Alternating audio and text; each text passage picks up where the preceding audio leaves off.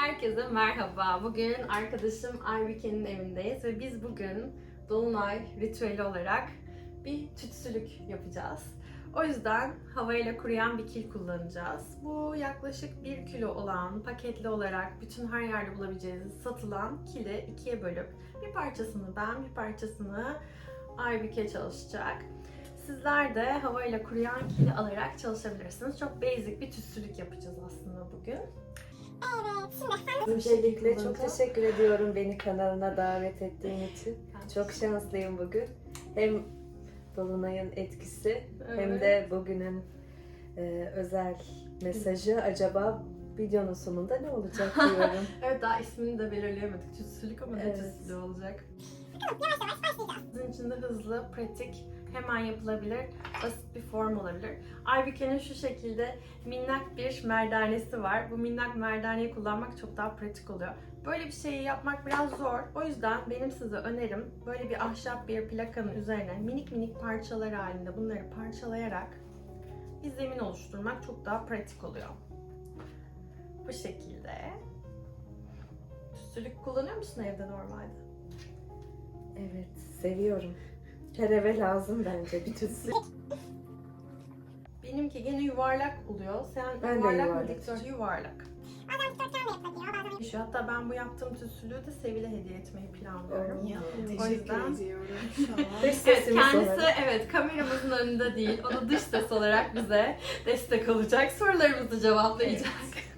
şimdi şıklığın içine başladım. Alıyorum. Biz Aybüke ile nerede tanışmıştık? Önce böyle bir dedikoduyla başlayalım bence. Evet, Melis benim hocam aslında. Sonra güzel bir dostluğa dönüştü bu arkadaşlığımız.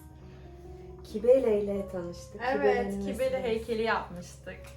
Hatta onun çok ünlü podcastlarının olduğu Spotify'da kendi platformu var.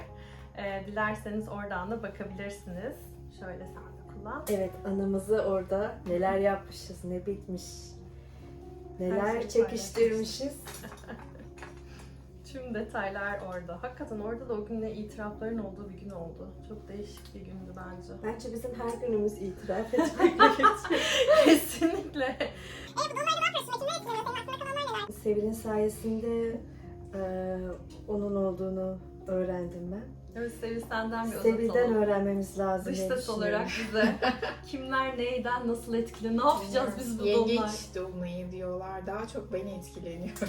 Sen yengeçtin değil mi? Su grupları, balık, akrep diye konuştular. Ben de normalde ilgilenmiyorum ama 2025 için çok ciddi yorumlar yapan var. 13 İyi, kötü. senede bir gelen bir döngüden söz ediyorlar. Yaşayacak Yani mıyız doktor bey? herkes kalbinin ekmeğini yiyecek, bir takım şeyleri Yesin gerçekten göreceğiz. artık Gerçekten yani. evet. Herkes hak ettiğini bulsun bence. Ama bunu Yani- zaten aslında yaşıyoruz da bu şeyde sanırım kısa süreli zaman dilimlerinde görecekmişiz. Hani mesela diyoruz ya biri canınızı yaktığı zaman ya bunu illaki göreceksin ama ne zaman diyoruz. Bu 2025 herkese bir ayna olacakmış. Çok enteresan. Bakalım Bilmiyorum. daha ne gelecek Duyduklarımız. başımıza. Kesim için. Ama sen Bunu büyüttün kullanabiliriz sandım şu şekilde. Bu Biraz şekilde ben yuvarlak kesim yaptım. Böyle biraz uzaktan pek gözükmüyor ama arkadaşlar artık görebildiğimiz kadar. Bununla kesebilirsin. Kenarlarını, üstünü böyle düzelteceğiz. Böyle çatlaklar oluyor bu arada. Biraz detay göstereyim. Çatlaklar gözüküyor mu? Tam bilemiyorum. Tam görünmüyor. Yaprak Ama- dokusu gibi göründü uzaktan. Evet, bunun üzerinden geçmek zorundayız ki o çatlakların tamamını kapatalım. Sen bu retro ile ilgili bir yorum yapmıştın, hatırlıyor musun 2 sene önce bana? Retroda ayrılmada, birleşmede sağlıklı değil diye. Yani ayrılık olursa ondan sonraki süreçte mutlaka bu ayrılığın devamı barışmaktır ya da barışmak varsa Aa. retroda mutlaka bunun devamı ayrılıktır diye hatırlıyor musun? Kendine mesaj verdi yalnız şu an. Kendi mesaj verdi ama Hayır, verdiği mesajı yönetici geri alıyor. Bu senin için geçerli değil. Beyni O öyle geldi kodladı. aklıma. Hani şu an bizim ayrılmamız diye İyi bir şey önceliklerini gibi. belirle kartı gibi oldum. Hayır, kabul etmiyoruz. Pekala. No way. Evet, biz yuvarlaktayız hala arkadaşlar. Evet, aşağı yukarı avucumuz kadar genişlikte. Ben dikey tütsülük bunun üzerine koymayı planlıyorum. Ama belki Palo Santo için küçük bir çukur içine koyabileceğimiz tutsun, bir evet. alan yaparsak onu da Palo Santo'ları çok rahat yerleştirebiliriz. Veya daha böyle bodur, piramit şeklinde tütsüler var. Onları da koyabileceğiniz bir platform inşa edebilirsiniz bunun üstüne. Ben şimdi Sevil'in çok sevdiği bir Ya eye canım, formunu içesi. yapacağım ama bu eye form için biraz küçük. Bunu biraz büyütmek istiyorum. O yüzden Kolyemi elimdeki bütün çamurları içine katıyorum. Bu çamur için çok ıslatmanıza gerek yok ama eğer çok sertse bu şekilde birazcık sudan destek alıp tekrar şekillendirme yapabilirsiniz. Ben şimdi bir yarım ay şekli vermeye çabalıyorum. Bu şekilde. Evet, biraz gözükmüyor. Bunun farkındayım. Bugünkü videomuz bu şekilde. Bence anı yaşayalım ya. Herkes bu anın o Biraz enerjisini sohbet şeklinde alacaklar. olsun. Evet. Evet. Sonuçlarını görecekler nasıl olsa. Biraz sohbetlerimize eşlik etsinler diye düşünüyorum. Evet, soruların var mı bu videoda bu arada? Hazırlıklı mısın? Bu videoda hazırlıklı değilim ama biliyorsun ben akışta kalmayı çok seviyorum. Akışta kalarak videonun enerjisiyle bir şeyler sorabilirim tabii ki. Evet, şöyle birleştirirsem şu gövde kısmı çok düşmemiş olur. Yani birazcık şey gibi düşünebilirsiniz. Bademli ay kurabiyeleri vardır. Selanik kurabiyesi. Çok de, lezzetli kavala olur. Evet. kurabiyesi Pudra de şu an. şekerli falan. Aynen. Resmen ona benzedi şu an. Bunu biraz daha bu şekilde yapıp üzerine desenli olarak daha ince bir ay formunu da çizebiliriz de. O yüzden önce platformu inşa edip üzerine deseni en son verebilirsiniz. Parlatma için de gene birazcık su kullanıp bütün yüzeyi eritmiş, yüzeyi yumuşatmış olabilirsiniz ve çok da güzel oluyor böyle. Daha sonra boyadığınızda da bu şekilde yüzey ne kadar düzgün ve pürüzsüzse o kadar iyi oluyor ki kuruduğunda da çok güç üzerinde baskı yapmadan üst kısmına birazcık zımparalama yapabiliriz ama zımparalamaya biraz dikkat etmeniz gerekiyor. Çünkü zımparalamada maalesef kırıma yapabilirsiniz. O yüzden çok hassas. Hassas olduğu için yani olabildiğince aslında finish'i ıslakken yapmak, birleştirmek daha ideal oluyor. Şöyle bir eye formu veriyorum. Çok Bunu güzel. biraz daha incelteceğim şimdi biraz Ne sonra. güzel ay tütsülüğün şeyinde de ateş kültünden geliyor ya, ay ateş şu an ne güzel bir birleşim oldu. Şanslıyız. Gerçekten. Melis gibi bir Ya arkadaşımız Melis olduğu burada için. ayı yapıyor ama denge hani bunu- Özel günde bizi Evet. dengeliyorsun bence bugün. çünkü tütsülük ateş kültünden geliyor Evet. ya. Bak Gerçekten. ay Evet. Hiçbir su. şey kalmadı. Evet. Element. Ateş diyorsun. Şu an dengeyi tütsü de sağlıyor gibi. Yine spiritüeli çevirdik galiba. Bizim olduğumuz her yerde bir. Olmazsa olmazlarımız. Ben şey de düşünüyorum bu kaydını özel. Kartlarımızdan da seç bence. Aa. O zaman Evet, kartları bak. seçtikten sonra kaydın ismini koyabiliriz belki. Tamam, Ya da evet. belki fotoğrafını en son ekleriz belki Nasıl videonun sonuna. istersen. Kartın fotoğrafını ekleyebiliriz. Bu şekilde birleştirme yapıp bakın inceltmeleri üst kısmından devam ediyorum. Yani gösterebilmek gerçekten çok zor şu an. Bunun farkındayım. Bence video ayla ilgili bir şey olacak. Konun da benim adımda bağlantılı.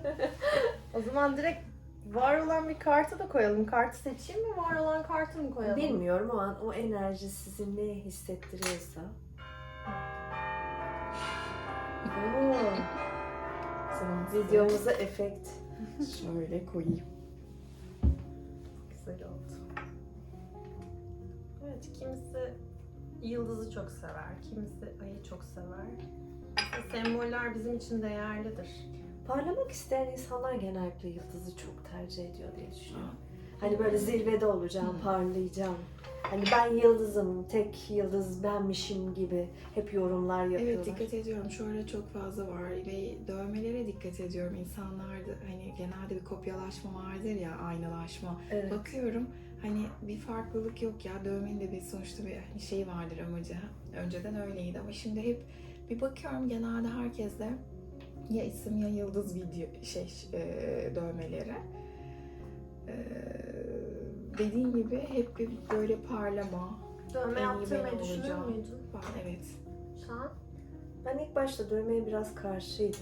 Ama şimdi düşünüyorum. Hani yenmeye çalışıyorum, yenemiyorum. Daha o aşamaya gelemedim. Ben Ama onun bende bir travması var o yüzden herhalde. ne olabileceğine henüz karar verebilmiş olmadığım için karşı değilim, yargılamam. Hoş duranlar da var.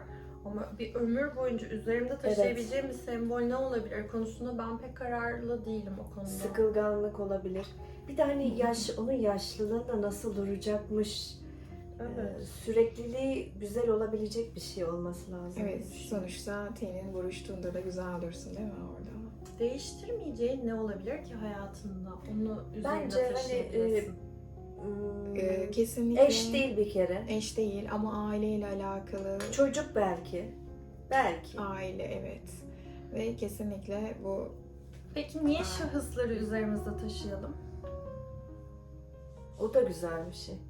Eğer taşırsak şahısları üzerimizde hayatı yaşayamıyoruz zaten.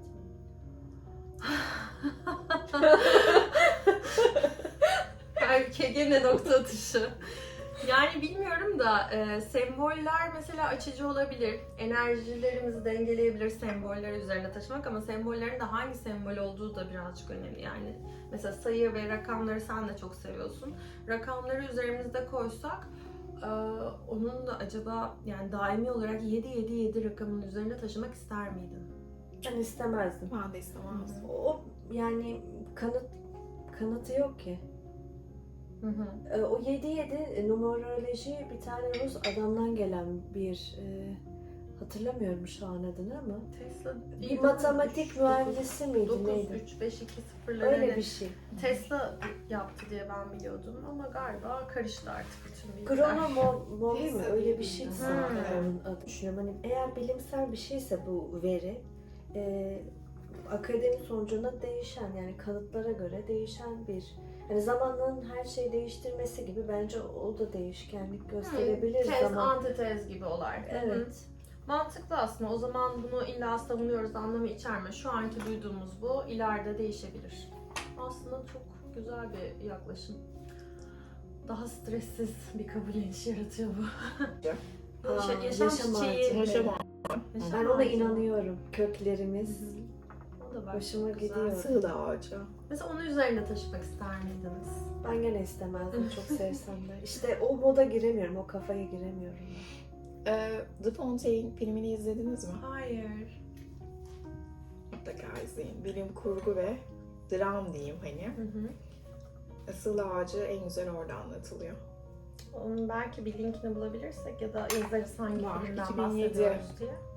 Ben eski filmleri daha çok seviyorum. Kaçırdığınız Halen çok izliyorum. film var. Çok film var. Hala izleyemediğimiz. Ah Melisa Daha anlamlı. süper çıkıyor. Gerçekten. Abinin eller. Şöyle gösterelim. Benim o ben zaman. Emel Sayın elleri geliyor. eller. Nasıl? Şu dünyada sevgi büyük ihtiyaç diyerek. Ne olur bana bak yeşil diye. Sonra bütün şarkı sözlerini tamamlıyormuş. Bu Ben haftanın böyle konuğu da Emel insanları- Sayın Mohal. Öyle. Feride. Ama bu sefer Sevil bak seçti, ben seçmedim. Ben çok severim Emel Sayın'ı. Ve neden bu kadının devamı olmadı? Böyle insanların devamının olmaması. Videonun Bilmiyorum. sonunda bana hatırlatın size bir şey söyleyip bir şey göstereceğim Emel Sayın'la ilgili. Bak ya. Not düşeriz belki. Bak ellere bakar mısın? Hani Emel Sayın'da şey vardır ya şöyle. Şöyle bir göster. Dünyada sevgi ihtiyaç. Biz bugün bayağı şenlikliyiz arkadaşlar. Hani eller sürekli böyle dikkat Valla ediyor Türk musun? kahvesi içiyorum. Tavsiye edilir Türk kahvesi. Güzel dostlukları. Eller hep ön planda ya Hı hı. şarkı söylerken, konuşurken Enerji beni ben transferi Şimdi de bakar mısın ellerde. ellere? Kesinlikle. Ama sen böyle diyorsun ben odaklanamıyorum eserime. Yok ya eser çıktı bence. Yamuk gibi geliyor bana. Yardım edeyim mi? ufaktan? Evet lütfen hocam. Lütfen. Eğer yolunuz İstanbul'a düşerse bir gün Melis'le özel ders ya da toplu ders Kesinlikle. yapmanızı tavsiye ediyorum. Hem terapi niteliğinde hem de çok şey öğreniyorsunuz. Toprağın terapi gücü de çok yüksek ayrıca. Hem modelajın hem de Evet. kalbin ustası. Melis. İyi, her Ama perşembe. Melis'in o bir resime şifa bekleriz. şeyi var. O zaman herkesi Galata'daki Masterpiece Şubesi'ne bekleriz. Ben her perşembe akşam saat 19'da resim seanslarını veriyorum. Şimdilik programımız bu şekilde. Gelirseniz bekleriz mutlaka. Çok da keyifli oluyor, çok da eğleniyoruz. Yağlı Evet. boya derslerimiz de çok keyifli. Arada bir takvimden bakarak o gün hangi resim var, eğer size uyuyorsa o gün çıkın gelin. Muhakkak. Özellikle Galata'ya gidin. O yolda yürürken ben 3 hafta önce herhalde ya da 4 hafta önce ilk defa gittim. O Galata'nın sokaklarından o kurs yerini bulurken o kadar sanki kendinizi 70'li 80'li yani o geçmişte yaşıyormuşsunuz gibi hissedip hem nostaljik bir auraya, enerjiye bürünüyorsunuz. Sonra tabii o günkü tablonuz neyse ya da heykel neyse o da o anın mesajını veriyor size, hatıra oluyor. Böyle bence güzel, hayatınızda hatıralar yaratın diyorum. Çok da keyifli oluyor. Bir de orada Kesinlikle. çok fazla müze var, biliyor musun? Galata'dan biraz bahsedersek eğer belki yeniden İstanbul'u gezmeye gelenler olabilir. Keyifle gezebileceğiniz çok güzel bir kedi müzesi var. Bizim hemen üst paralelde. Evet, İstanbul'da neden bu kadar çok kedi var diye sloganıyla kendi kedi müzelerini koymuşlar. İçerisinde çok özel koleksiyonlara ait ressamların kedili tabloları, heykelleri mevcut.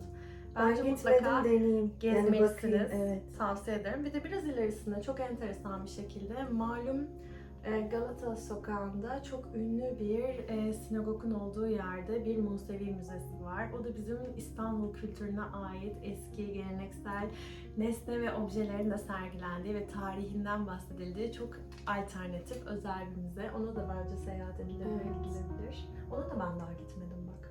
O zaman Mutlaka gitmeli. Evet.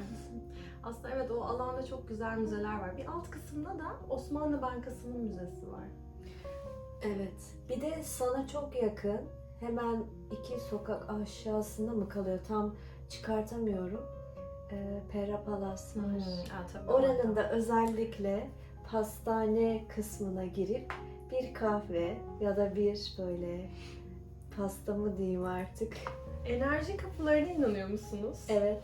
Sizce Pera'da ne kadar enerji kapısı olabilme ihtimali var acaba? Filmden etkilenirsem çok diyeceğim Evet. ama gittim. Yani oranın enerjisi, özellikle Atatürk'ün odası da var orada. Bence bir gece kalınmalı orada. Kesinlikle. Yani Ya bir kahve, yani kalınlamasa bile, imkanlar el vermese bile bir kahveye herkes gitmeli. denenmeli. Orada asil bir hanımefendi var. İşte o zamanın tarzı gibi giyiniyor böyle. Aa, Konuşması, kadının lügatı, davranışları. Hani gerçekten oraya böyle yakışan bir hanımefendi. O kahveleri sunması falan. Hani neden olmasın? deneriz. Evet. Değişik bir gün olabilir o da. Şöyle, bu da böyle piramit şeklindeki sıkıştırılmış tütsüler için bir alan oluşturuyorum burada. Ha, orada mıydı? Ben dibine yapmışım. Yok yok, doğru yapmışsın. Sıkıntı yok. Buradaki alanda birazcık çukurluk sadece. Anladım. Biraz onun oturabileceği bir düz. Bunu küçük parmağınla şöyle yaymanı Palo istiyorum. Santo'yu Palo Santo için arkaya küçük bir böyle minnak bir yerleşme alanı yapacağız. Şöyle bir çanak. Bir çanağın içinde olması daha iyi olur. Biraz gene elimizi ıslatıyoruz. Yani aslında bu tütsüde 3 çeşit tütsü yakılabilir olacak. Çubuk tütsüler, sıkıştırılmış piramit tütsüler ve Palo Santo için. Çanak yapımı da top yapıp topu bu şekilde 2 parmak içeride, 4 parmak dışarıda olarak böyle bir çanak yapıyoruz. Minik bir çanak bu. Zaten Palo Santo'lar çok küçük oluyor. Kokusu çok güzel. Ben Evet. çok seviyorum. Ağaç ve Huzur ahşap kokusu gibi değil mi? Kesinlikle. Yine böyle ters çevirip pat pat yapıyoruz. Klasik şu şekilde. Bu bizim şu duvarların kalınlaşmasını sağlıyor. Şöyle. Zaten bittikten sonra da ben size fotoğraflarını göstereceğim. Bunu da dış kısmının burasına monte edeceğiz. Bunu çeltikle monte edebiliriz. Daha Seramik kalıcı. yönteminde olduğu gibi. Alt kısmına çizikler atıyoruz ve bunun tam birleşeceği noktaya da çizikler atıp bu bölümü biraz parmağımızla ıslatıyoruz. Hem bunun alt kısmına hem de çeltik attığımız diğer alt kısmı. Ve bunları birleştirerek, üstten bastırarak birbirleriyle kaynaşmasını sağlıyoruz. Evet, burayı şöyle, buraları tam birleşen yerleri eğer çok kurursa çatlayabiliyor. Tekrar üstünden geçerek monte edilir. Evet, Sevil, sen de Palo Santo'yu seviyor musun? Hiç denemiş miydin? Denemedim. Kesinlikle O zaman denemelisin.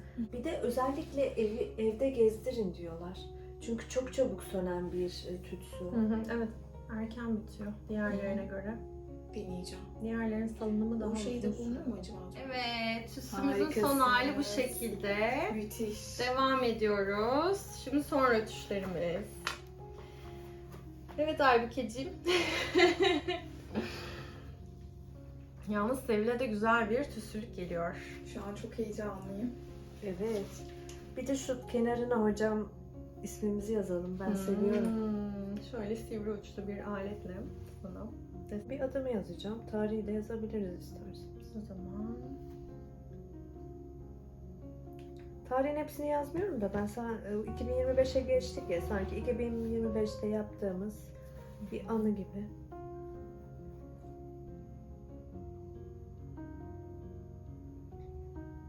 Dediğim gibi kendinizi kötü hissettiğiniz anlarda çıkın Melis Hoca'nın yanına gelin.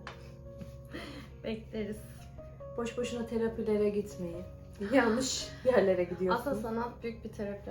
Kesinlikle. Yani olması gereken bir Sizi hobi siz alanı. yapan bir sanat. Kesinlikle. Ya insanların bence hobisi olmalı çünkü şu günlerde çok stres altındayız. Uygun koşullarda değiliz. Harika. Ve bu çok olası bir şey. Kalbimden beynime Evet, gülümsedi Sevil resmen. mutlu oldu. Çok tatlı. Bence böyle kısa bir sürede herkesin evde yapabileceği Evet. bir platform. Ay, şimdi ellerinize, kuruması emeklerinize lazım. sağlık. Harikasınız. Kuruduktan sonra Ay, akrilik çok güzel boyayla görünüyor. Boyayabilirsiniz. Hatta akrilik boyayla boyadıktan sonra da yine akrilik bazlı bir vernikle üstünü kaplayabilirsiniz. Bu şekilde ahşaplarda kurutmanız uygundur. Üstünü kapatmanıza gerek yok ama ev ortamı çok sıcaksa mutlaka üstüne bir poşet atmanızı öneriyorum. Güneşin altında durmamalı, güneşten uzakta bir yerde kurumalı. Kendi halinde kurumaya bırakılabilir. Böyle yakından tekrar gösterelim. Evet, bugünkü videomuzun ismi için Aybüke'den kart seçmesini istedim. Bu tarz güzel tütsülüklerimiz için böyle güzel niyetlerimizi dileyerek yakabileceğimiz tütsülerimiz olsun istiyoruz. Arınalım her şeyden Aynen. önce. Öncelikle ben teşekkür ediyorum çağırdığın için. Çok sağ ol. Bakalım ne olsun. Bu Elimizin kadar. çamuruyla.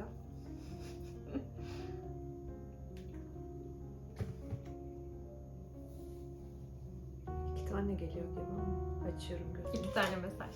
2 mesajımız var. Evet. Gösterelim mi önce? Şimdinin büyüsü Şöyle yakından göstermek istiyorum. ve Böyle bir şey. ben size bir şey söylemiştim bugün. Anka Rönesansı. Yani küllerinizden yeniden doğun. Kartlarımızı açıklamak gerekirse. Şimdinin büyüsü. Aslında çok şimdideydik bugün. Dolunay günü böyle bir tütsülük yaptık. Bakalım bu tütsülük bize neleri getirecek gerçekten de. Her anı dolu dolu yaşa. Burada ve şimdi de ol. Gerçekten şimdideydik aslında bugün. Ve çok spontane gelişti. Evet. Arkadaşım Ankara'dan gelmişti. Aybüke arkadaşım ve oldu. beni evinde ağırladı. Ve çok spontane gelişen bir video çekimi yaptık. İlk defa benim kanalımın konuğu sen oldun.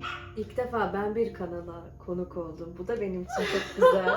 Evet. Özel bir tarih bugün. İlk kez bir başkasıyla heykel yaptım. Bu da evet enteresan oldu. Uğur getirir inşallah. İnşallah. Devamı böyle izlenme rekorlarıyla Aa. seni bulur. Bakalım. İkinci kartımız ise Ankara Rönesansı. Şimdinin büyüsü ve Ankara Rönesansı ismini mi koyuyoruz? Nasıl olacak? Doğaçlarsak biraz. Ankara Rönesansı. Yani Şurada bir yazı daha var istersen. Tabii. Herhangi bir değişiklik yeni bir bilgeliğe ve kendini aşmaya yol açacak. Mesela dış sesimiz bugün bir değişiklik yaptı. evet. Yanımıza geldi. Sistemi var çok güzel. Ben şu an Küllerinden yeniden doğman dileğiyle. Şu an belki çok teşekkür e, ederim. yangınlar var. Ya. O küle dönüşüyor. Evet. Ama sonucunda yeniden bir doğuş var. Çok güzel söyledin. Gerçekten hepimize de bu bir ders olsun. İyi ki Açan, varsınız. dinleyen herkese belki şifa olur, belki birazcık kafa temizleyebileceğiniz güzel bir seans olur. Siz de elinizde kendi kilinizi alarak bizimle beraber belki bunu yapmışsınızdır ve bu mesaj kartları da size de gelmiş olur. Herkese ışık ve enerji olsun diliyorum. Herkesin her anı sanatla dolu olsun. O halde tekrar başka bir videoda veya senin podcastlarında Görüşmek görüşmek üzere. üzere. Bizi takipte kalın. Hoşça kalın.